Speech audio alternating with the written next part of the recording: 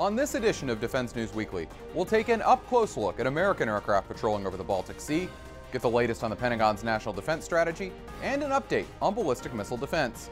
With in-depth interviews, up-close video, and leading analysis, this is Defense News Weekly.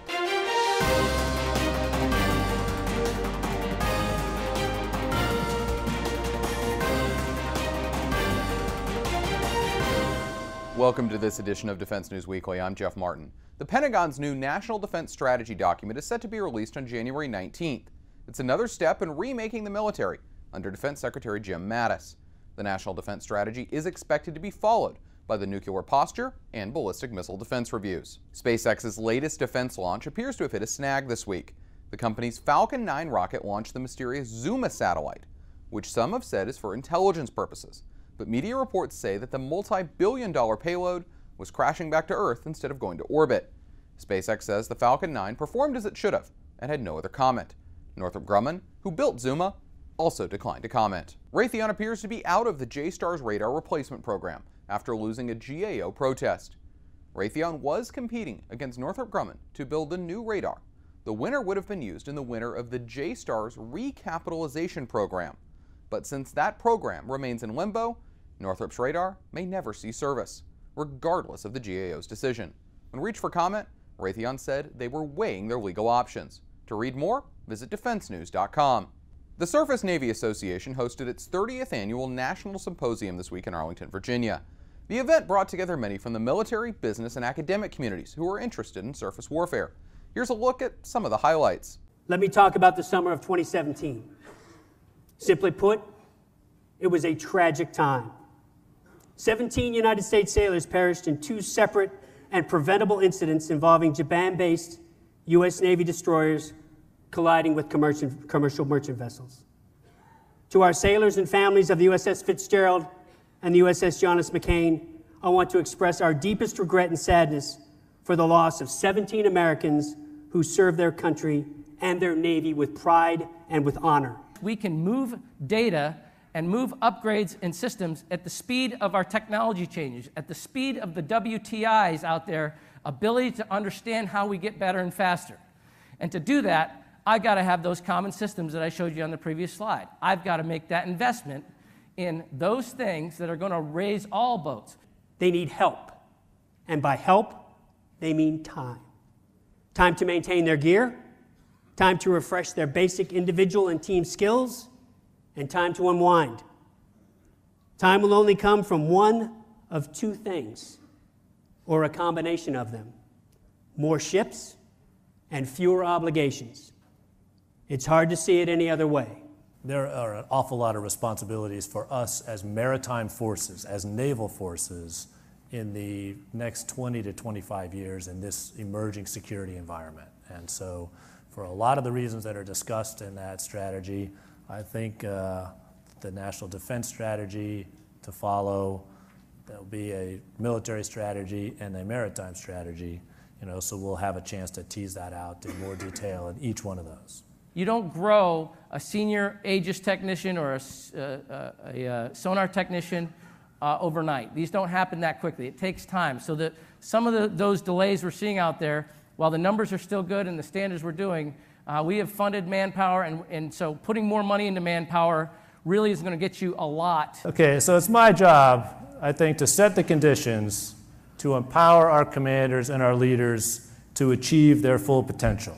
And I'm laser focused on knocking down obstacles that stand in your way, to set the optimal conditions for our sailors and our commanders to fight and win. While it's a mission thought to be finished at the end of the Cold War, interception of Russian aircraft by American fighters has continued. And now, American fighters are deployed to the Baltic states in order to protect those countries. Here's a look at those missions and why the Air Force says they're so important. The ability to intercept aircraft is important to NATO. Really, it goes back to the overall objective for the Baltic Air Policing mission. And really that objective is to ensure the sovereignty of the airspace for the Baltic countries. What it also does is just prove our commitment to NATO and our allies. The Wing Operations Center actually gives us a siren over an intercom system that we have throughout our QRA, Quick Reaction Alert Facility, and then out here in the hangars as well, so that all our maintainers and our pilots can hear that signal. At that point, we have the pilots and the maintainers run out to the jet. They're here in about 2 minutes. We're on an RS-15 status right now, which means from the time of notification that we get that scramble order to the time that we're airborne is within 15 minutes. So we suit up, we run out here or drive out here in a van, depending on who you are. You hop in the jet, crank the engines very quickly. We get some final words from the Wing Operations Center before we blast, and then we're normally taken off within about 10 minutes or so airborne to go intercept whatever aircraft it is that we need to interrogate. All of the intercepts that we have conducted and seen have been in a safe manner. Now, of course, if we saw an aircraft that was intentionally trying to cause harm to another aircraft, then that would be unsafe, but we have not seen that. What really makes it meaningful is most of the guys out here, including the maintainers and the pilots, it's their first time doing a mission like this, an alert mission, where it's a real-world tasking where we're intercepting potential enemy aircraft. So it really gets them charged up and excited about the mission. Raytheon's SM-3 is considered to be one of the most advanced ballistic missile interceptors in service. And now the next version of that missile, the Block 2A, is nearing deployment. So at the Surface Navy Association's conference, I found out more about where the program stands. So Amy, thanks for taking the time to chat with us. For those that don't know, what is the SM-3 and what's its mission? So SM-3 is a great missile. This missile is a ballistic missile defense. And so this missile is one that's designed to engage the threats in outer space. And literally, it is a bullet hitting a bullet, traveling many times the speed of sound. So that's not easy to develop. No, it's not. It's a very challenging, complex capability that we have developed for the United States and our allies. So right now we're hearing about the Block 2A. What's the difference between the 2A and the older versions of the missile? So 2A is our newest cooperatively developed program with our Japanese counterparts. This is a bigger and more capable system such that we have a larger area of coverage that we can achieve with the 2A missile. So we've also improved some of the technology in it where we have much more sensitive sensors so we can see much further into space to be able to see our threat and to engage it. Great. And so where does the 2A program sit right now? So 2A is in a great position. We're just finishing the development portion of the program. We have our final flight test that's coming up here in the next couple of months.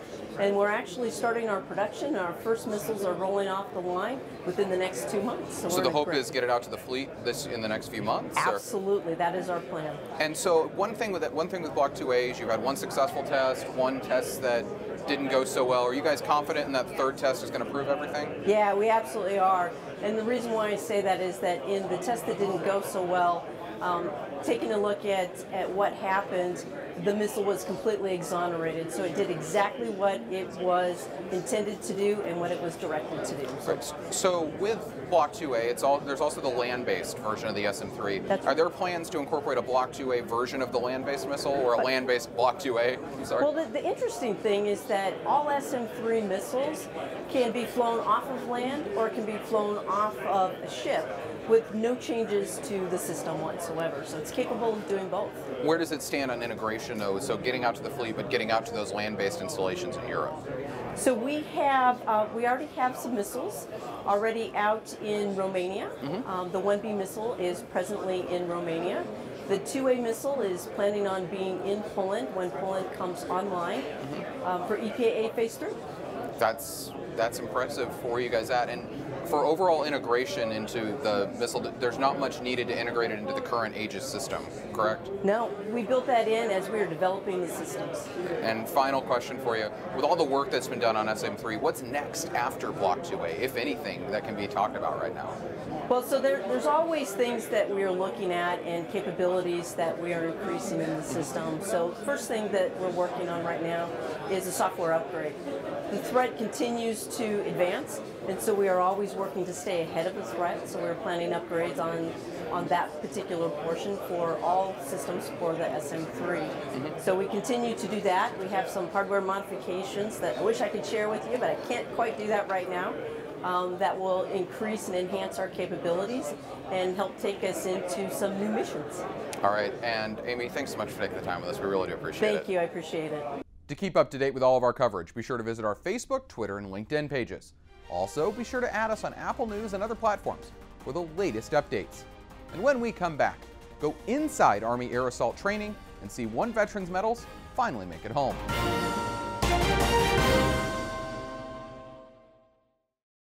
Today's program is provided in part by Raytheon, proud partner of FifthDomain.com, the sister site of Defense News, dedicated to all things cyber. Learn more at FifthDomain.com. As the military moves to high-tech combat like drones and cyber warfare, it's easy to forget that some parts of the Army stick to classic skills. Getting people and equipment to remote locations with helicopters is a capability that is still needed, and it's practiced every day at the Air Assault School at Fort Campbell, Kentucky.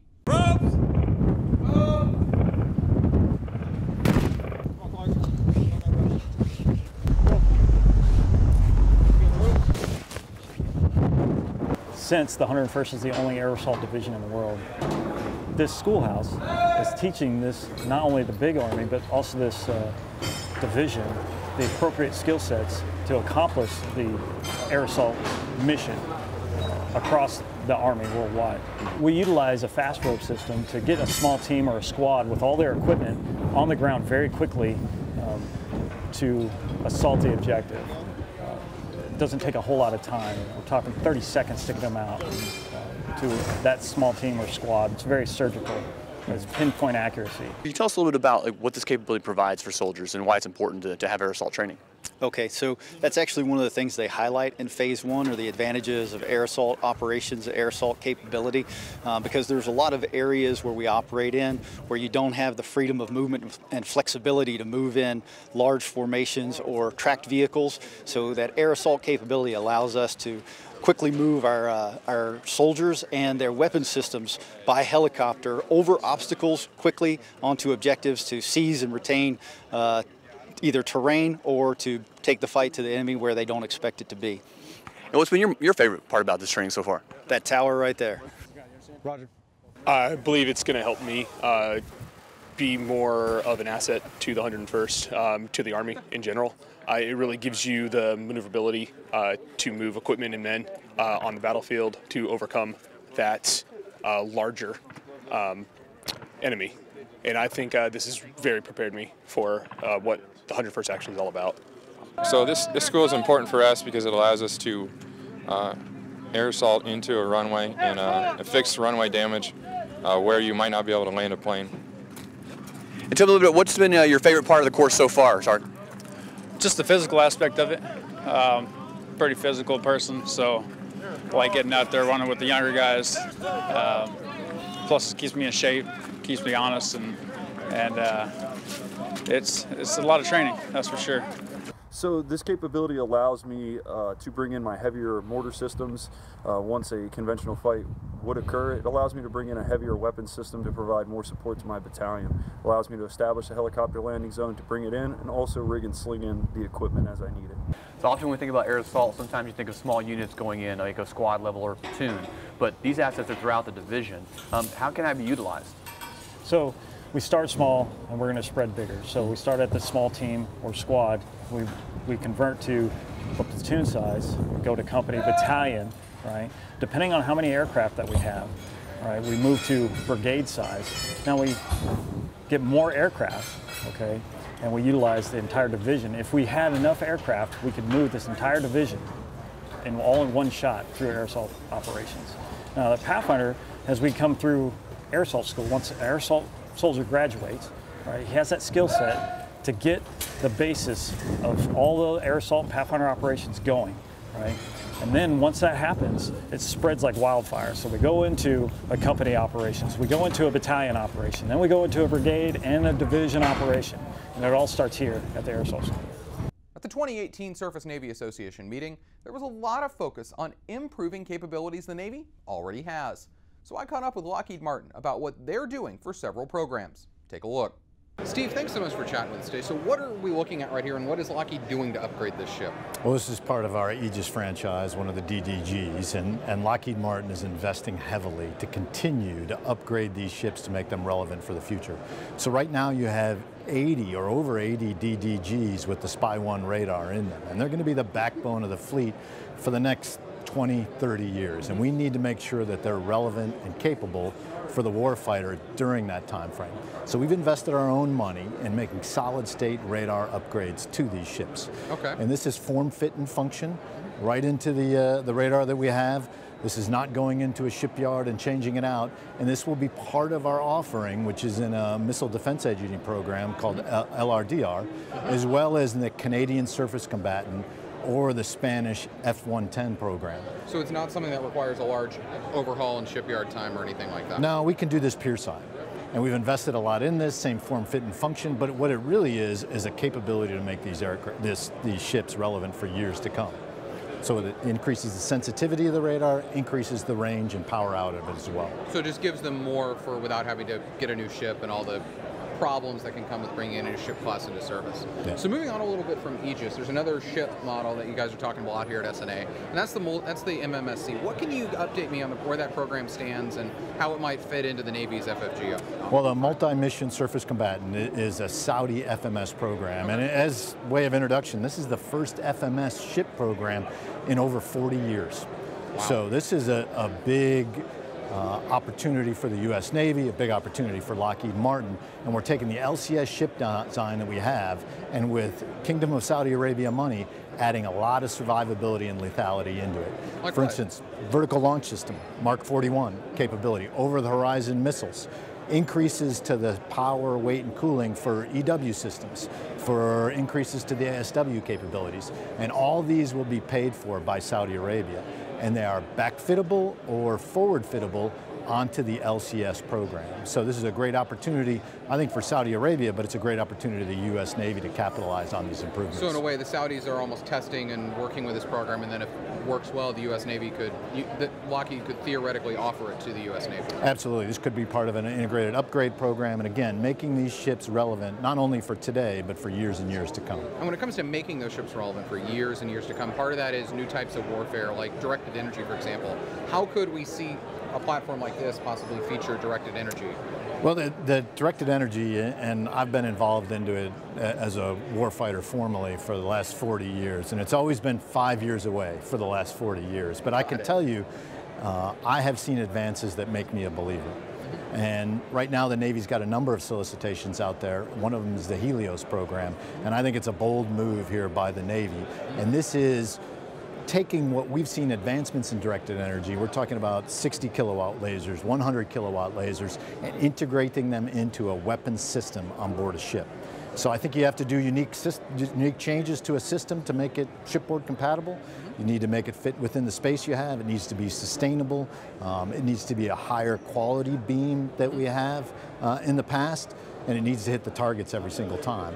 We use a spectral beam combining fiber laser, which is, you know, a technology that's scalable, that integrates many lasers up to increase the power. It's also a much tighter beam that goes out there today in a much smaller space. So concentrating that power. Concentrating on it. But you got to think of it as a weapon system. So it's not just a laser that they're firing at. There are many things you have to do. Integrate with the radar, integrate with the targeting system, integrate with the other attributes that we have out there, because it's combining not only kind of this passive or non-kinetic energy, if you will, but to the kinetic systems that we have out there, because it's going to be an array of capabilities that we use, not just the laser weapon system, but integrating it on the Aegis weapon system, on the spy radar is really the key, and then fitting it to make sure it's shipboard compatible. And with that offering, what specifically is Lockheed Martin looking to do for the Navy with that? Is it what you described or anything more? It's basically what we described. So we think we can make this shipboard compatible. We think we can put this on a Navy DDG integrated into the weapon system. We think we can make it sustainable at sea to fire at and eliminate multiple targets that are out there today. Such as an incoming missile, small craft, things like that? UAVs, small craft, incoming missiles, some non-hardened targets that are out there, but it's, you know, in a way it's an unlimited magazine, and you got to deal with the power requirements you have on the ship, because the power you have isn't infinite. So you need to make the most of the power you have, and that spectral beam combining fiber laser really does that. So, and final question for you, with all the different types of changing warfare, we have another part that's coming up a lot is electronic warfare. What's Lockheed doing to work and integrate electronic warfare systems onto the Aegis system that's out there? Well, we got, what I point to is two programs right now. The CWIP program, which is Navy-wide, Lockheed Martin does a part of that. That's integrated integrated into the system, and by all accounts, at least the feedback I'm getting from customers, it is doing very, very well.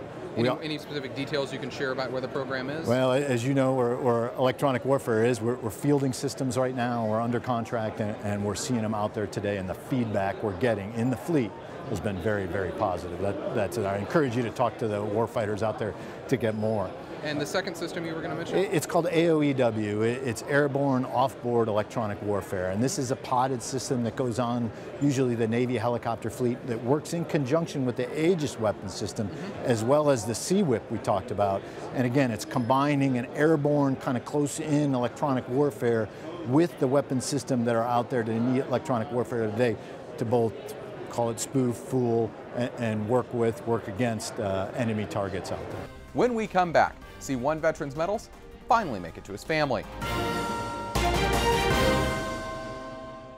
On this week's Money Minute, personal finance expert Jeanette Mack offers her tips on transferring balances between credit cards. Many of us lead busy lives. Leaving your house leads to the possibility of spending for gas, food, clothes, you name it. And every once in a while, a big expense comes along. If you're using credit cards as a way to pay for things big and small, it doesn't take long to rack up a high balance. It's a good thing there's something called a balance transfer. Credit card balance transfers are a great way to pay down debt. Find one with a low intro rate and no transfer fees. Read the fine print though, because not all offers are the same. For example, it could be better to go with a 2.99% APR that doesn't have a balance transfer fee over a 0% offer with a 3% fee. In the long run, the fees could cost you more than what you're saving. You can also consolidate your other high interest rate balances on your new account. This can save you money and can help you better manage your payments. A balance transfer can help you pay down debt, get control of your finances, and even better, it could help you boost your credit. Thanks, Jeanette. We'll see you next week. To get more defense news coverage, be sure to visit our website at defensenews.com and subscribe to our Early Bird Brief, delivered to your inbox every weekday morning to get you ready to start the day. And when we come back, see how one veteran's medals finally made it home. Receiving a Purple Heart can be a true honor for a service member wounded in action, but sometimes those medals can go missing. And when one turns up like it did in the Washington area recently, one organization was there to help. When Chief Master Sergeant Anthony Biancuso was wounded in Vietnam in an action that earned him multiple Medals of Valor, he was doing exactly what he did best: rescuing people in mortal danger. The citation accompanying the award cited Biancuso for heroic actions and unselfish dedication to duty during the aerial flights. Dropped into a battle to evacuate wounded soldiers under heavy fire, Biancuso was shot in the leg, but continued to work to save the injured soldiers. Biancuso recalled, "I took a hit when I jumped out the helicopter to get the wounded soldier." Anything that anybody needed, he was there on the front line. Biancuso was awarded the Bronze Star, Air Medal, and Purple Heart, a heroic action in a storied military career. I think if he put all the medals he had on one shoulder, he'd be like this. But somewhere along the way, the Purple Heart was lost. Enter Purple Hearts Reunited. Started by Army Veteran and Military Times Service Member of the Year, Major Zach Fike. Purple Hearts Reunited is an organization that finds lost, stolen, or misplaced Medals of Valor, and we attempt to return them either to the veteran or their families so that we can honor their sacrifice to the nation. We had a citizen locally find a medal in a jewelry shop, and they reached out to our organization to help return it. They knew the meaning of it. He had served himself in the military and knew it belonged with the family. Recently, Fike was able to return the lost Purple Heart and other medals in an emotional ceremony. Think about that. You're in Vietnam, and your job is to basically go into enemy fire, run out into the open, and save lives. He was a hero, and we're going to honor him today. My father, my dad, my daddy. No matter how far away my father might be, you are always in my heart, which is very close. My daddy returned with a Purple Heart. How lucky I am to have you. I love you. Thank you. On behalf of the Military Times and the organization Purple Hearts Reunited and the grateful nation, it's an honor to bring home your husband and your father's Purple Heart. Oh, great. He would love this, wouldn't he? Oh, my gosh. Oh, beautiful. I'll let you show everybody. Meeting the families is kind of the capstone for us. It makes all the hours spent researching and labor of love worth every single second. To see the appreciation, to see the gratitude, to see the raw emotion, you know, it's real. This is the realest thing I've ever done in my life. You're talking about real people, real soldiers, real sacrifice, real families, real love. Thank you, everyone. Thanks, everyone, for bringing him back for a few minutes. Yeah. That's all we have time for this week. But if you want to see and read more, be sure to head over to defensenews.com. Thanks for joining us. We'll see you next week.